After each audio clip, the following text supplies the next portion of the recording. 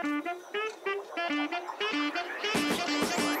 what's up mga Binatik? Sana masarap ulam nyo, magandang buhay sa lahat. Panibagong araw, panibagong vlog na naman mga tol. Today's video, bibigyan ko kayo ng 5 rason kung bakit okay na okay itong Keyway CR152 as your beginner bike.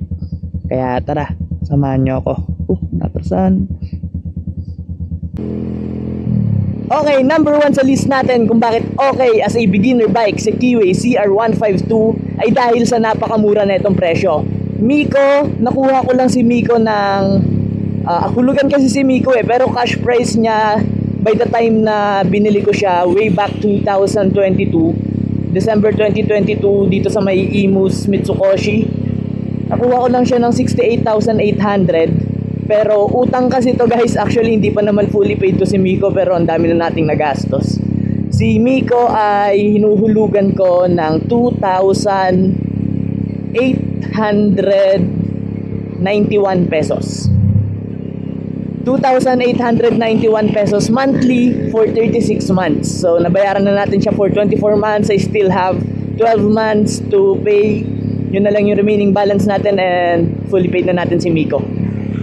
Pangalawa, napakadaling gamitin. Basic bike, basic maintenance, carburetor type, 150cc engine. Hindi ganun kalakas yung makina, hindi rin naman ganun kahina.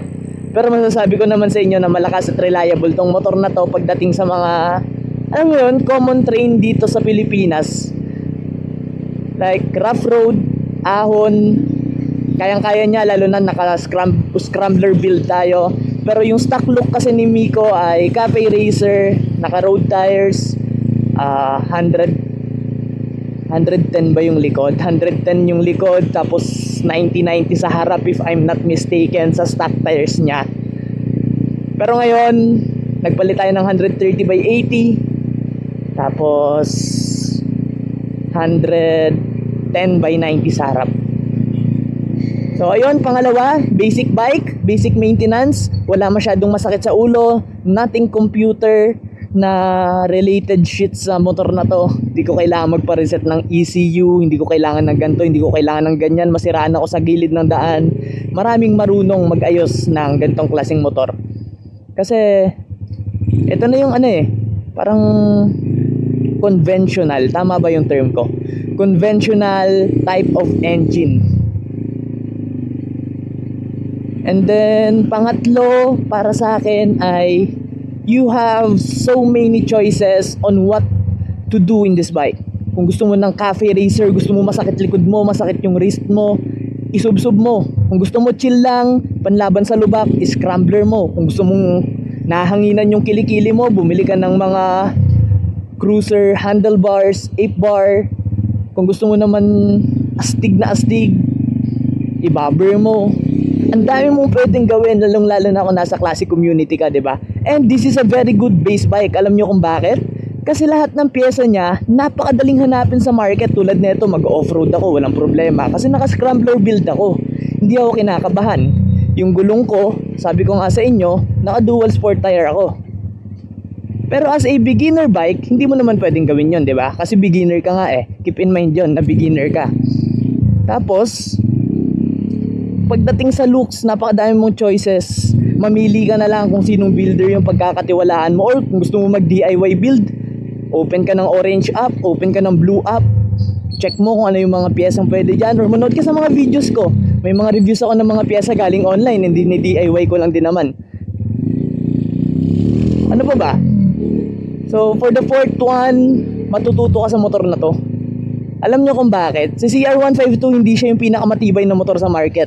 Hindi siya yung pinaka-perfect na motor. And given the fact na wala namang perfect na motor, si CR152 tuturuan ka ng maraming bagay kung beginner ka lang. Si CR152, kung motor mo to, matututo kang mag-clutch. Matututo kang tumimpla ng cambio. Matututo kang gumaan yung paa mo para mahanap yung neutral. Matututo kang magpa-maintenance ng carburetor mo kasi yung minor mo hindi na maayos.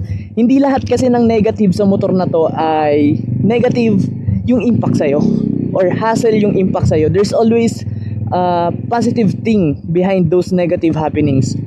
Like maflatan ka sa Keyway CR152, dalhin mo sa mga vulcanizing shop, hindi ka manghihinayang kung sisikwatin yung rim mo kasi it's a steel rim kung hindi ka pa nagpapalit from stock.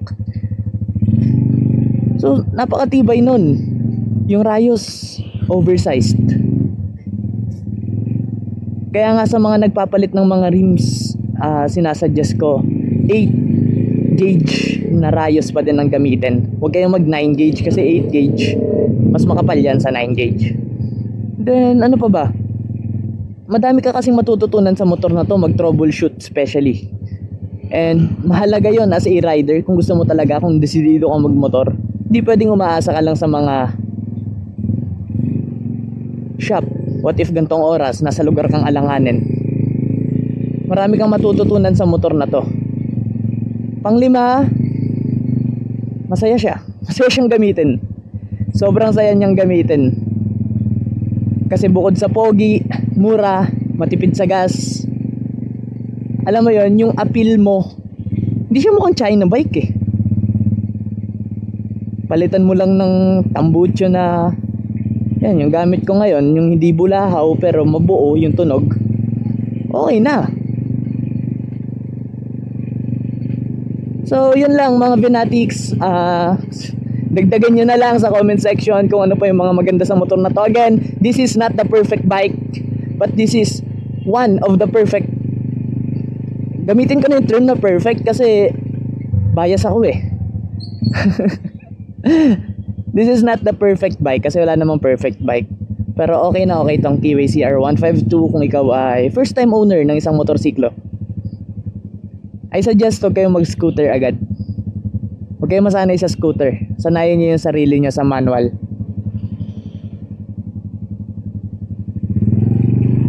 Kasi kahit ako sa sasakyan manual yung gamit ko, kasi mas confident ako, kasi nakakapagod nga lang talaga. Uy, dumiskarte ka na. Kakanan ka ba? May bike.